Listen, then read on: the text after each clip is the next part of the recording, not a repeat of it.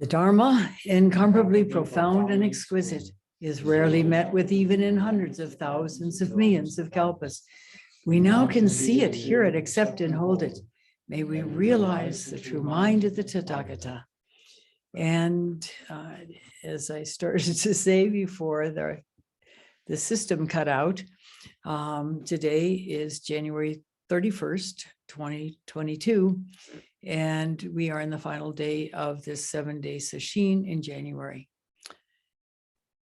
Although it's the final day of sesshin, it's important not to take it as an end, because it's all too easy to do that. Oh boy, I made it through sesshin. Well, almost. And so now I can just relax and get on with the rest of my life. That is true. However, getting on with the rest of your life is best informed by the work you've done during this past week, and the work you will hopefully continue to do as the days unfold, in which you are able to support the progress you've made. Even though I don't like to talk about progress, there is progress. It's just important for us not to try to get caught in it or to have any ideas about it, because we cannot tell. A teacher can tell whether there's been progress, but each of us, until we've reached a very advanced state of practice, really can't tell, because there are going to be times when it feels like we are just trudging through the muck. Where we are, as Mitra-roshi commented once, trying to swim through wet cement, where we are struggling to get through this jungle or the swamp to the light at the end of the tunnel, and maybe not even believing that there's a light at the end of the tunnel. There is, if we persist. There most definitely is.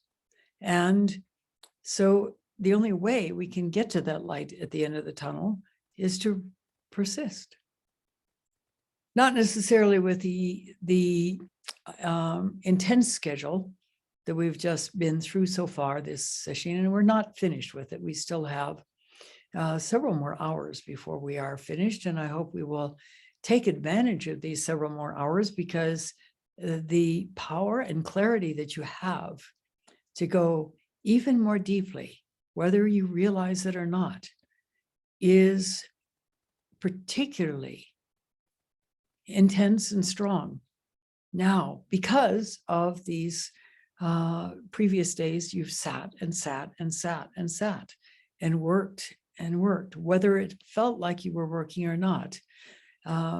If you hadn't been working to some level, you would have run screaming out of the place. And nobody's done that so far. So far, so good. And you're all committed to this practice, which is vital. It's a very critical aspect to practice, a commitment to practice, a faith that we can reach liberation if we persist, and really the stubbornness to do it. The sense that also that there is something more than we can sort of put our fingers onto. And there is. And I'd like to share a little bit from a book called As It Is. And this is, again, Tulku Urgyen Rinpoche, well known as a deeply realized master. He's now dead. By the way, his son, Yongey Mingyur Rinpoche, writes about his father's death. He and his brothers were sitting around. His father was sitting on a couch of some sort, and he had to go to the bathroom, so they got him to the bathroom and came back, and he was just sitting there, and they didn't even realize that he had died until one of them noticed he wasn't breathing anymore. No hint of anxiety, no hint of concern, simply letting go totally. As Mitra-roshi wrote in the final poem that he wrote, as to liberating all sentient beings, just this left to do, letting go everything in the whole universe. When we can let go everything in the whole universe, which is an enormous tall order, we can die in utter peace. And our practice is about letting go. Extending the out-breath is a practice of letting go.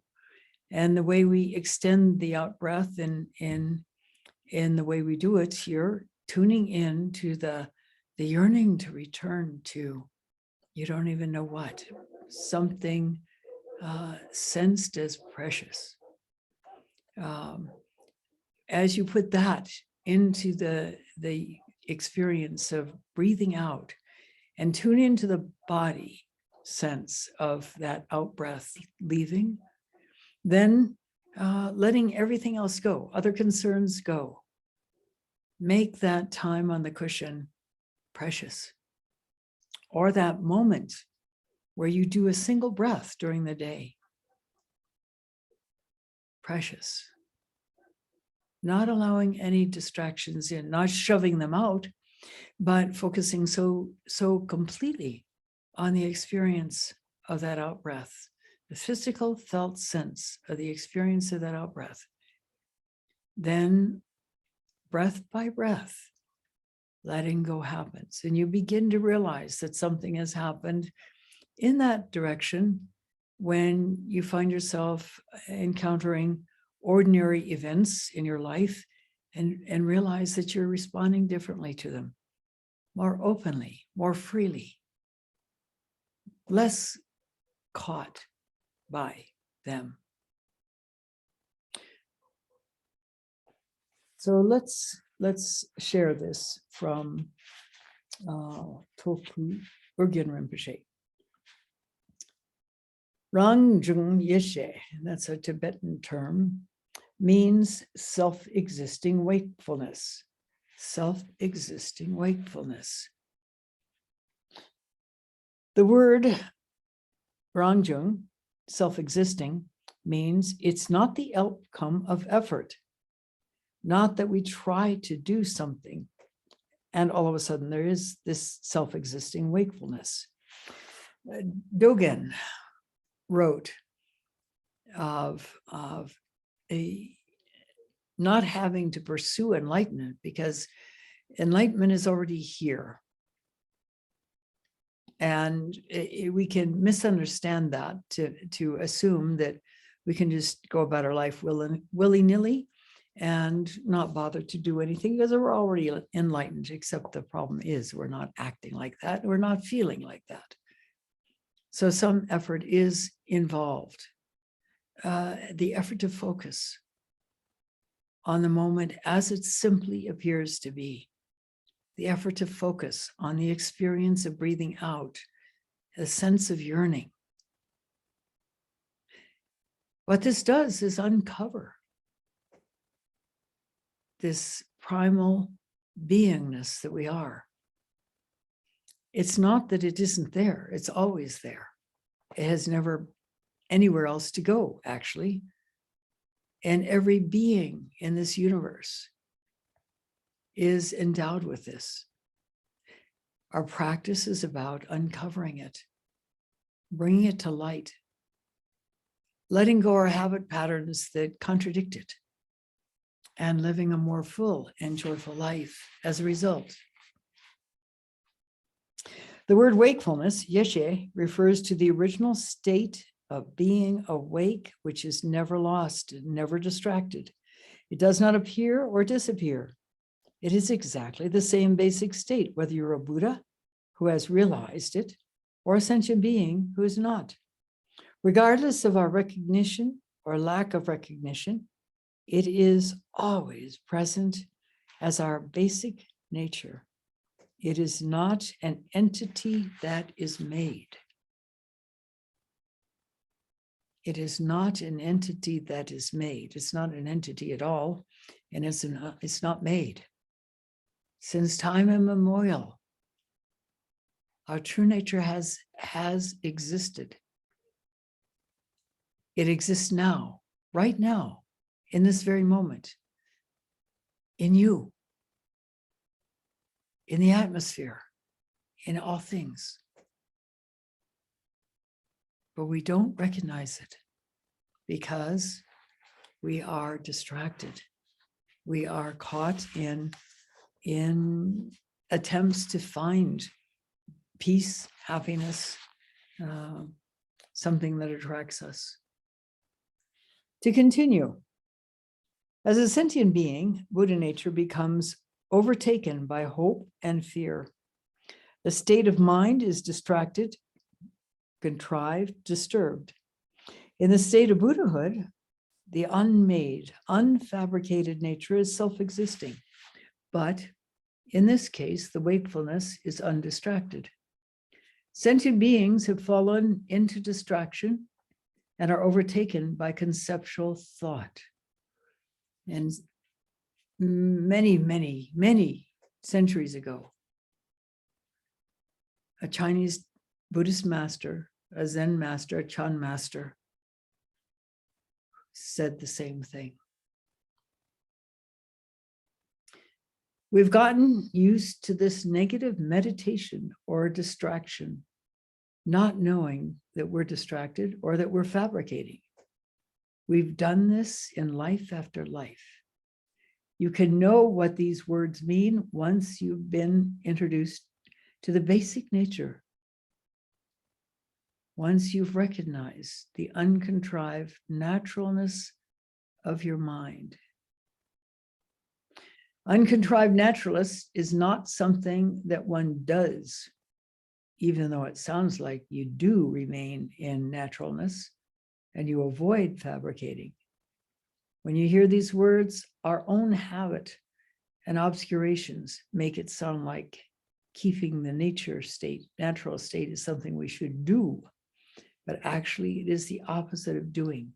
One does not do anything except work on letting go. And we have this amazing, profound practice, the extended out breath, which appears to have been what the Buddha himself was working on. Deep interior focus. Extending the out breath makes that happen naturally. We can't put the breath out further than normal unless we let go of other things. And this is its tremendous gift. When you add to it the sense of needing to know, the yearning, the sense of something just beyond, if you reach far enough through the breath, it will be revealed. That makes it truly powerful. It changes from being a simple exercise to a profound practice. And that is all you need to do.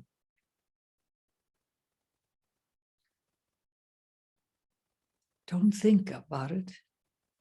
Don't try to calculate it. Don't analyze it.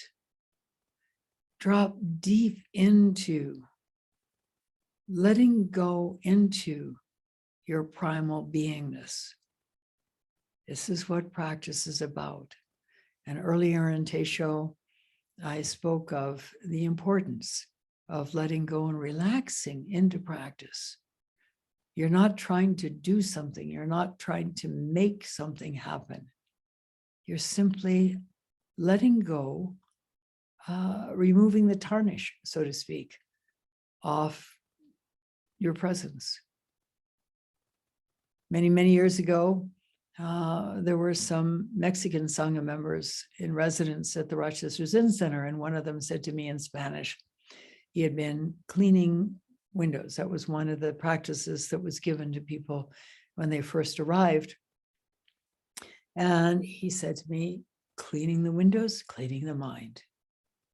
The full attention we can put to whatever we're doing lets go of anything else. We're not interested in multitasking. At one point in at least our Western society, multitasking was seen as the perfect way to accomplish many things at once. Well, science has since recognized that it isn't that. What it is doing is spotting little bits of presence in various different tasks and not doing any of them fully as a result. It's important to focus on what you're doing, whether it's washing the dishes, brushing your teeth, standing in the moonlight on a wonderful full moon night, gazing at the stars, reading a book, encountering a traffic jam, being caught in a traffic jam, witnessing an accident, being with your friends, and falling asleep, because an optimal time to tune in is just as you're beginning to drift off. You're sinking beneath the thinking mind, and you haven't yet gone into a dream state. The same is true of waking up. When you initially wake up, before thoughts start to fill your mind, that's another optimal time to simply seek by settling in to an experiential presence of the moment with that curiosity, with that openness to possibility. What Dr. Dan Siegel, the psychiatrist whose writings I've shared earlier in this sesshin, calls the sea of possibility. I don't know whether he got that of quantum physics or came up with it himself, but it's what I also call openness to possibility. Not having an idea of what we need to find, because there is no thing that we can find. So it's best to give up that assumption and simply open and see what might come forth. So you've got it all cut out for you. The only thing to do is to continue to allow yourself to sink deep in whatever time is available to you, different times of day, even just for a few minutes, can make a difference.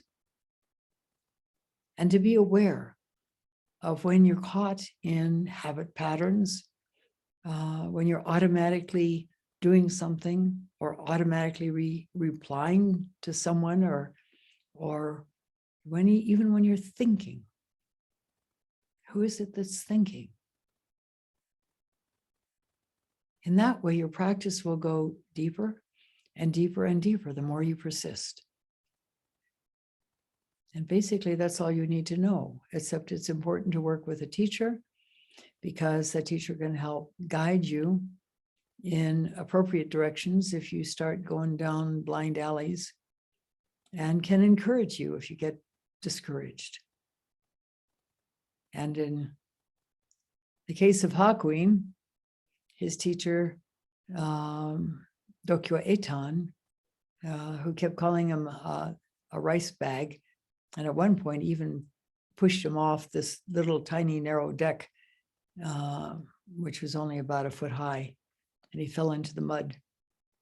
And he continued to berate him, because Hakuin was so full of himself. He had been so convinced that he had the most amazing, deep, profound awakening as anybody had ever had in 300 years. And Dokyo Eitan was doing his best to help him realize that maybe he hadn't had that deep of an awakening, and maybe there was deeper he could go and more let go he could be. And in the end, it worked. We don't necessarily use the same techniques, but we're also not in 18th century Japan. The most important thing is for each one of us to tune in, to be curious, not to accept the status quo, but to keep open to possibility. I thank you for listening. Keep going. And of course, that was a very short teisho. So we still have time yet to sit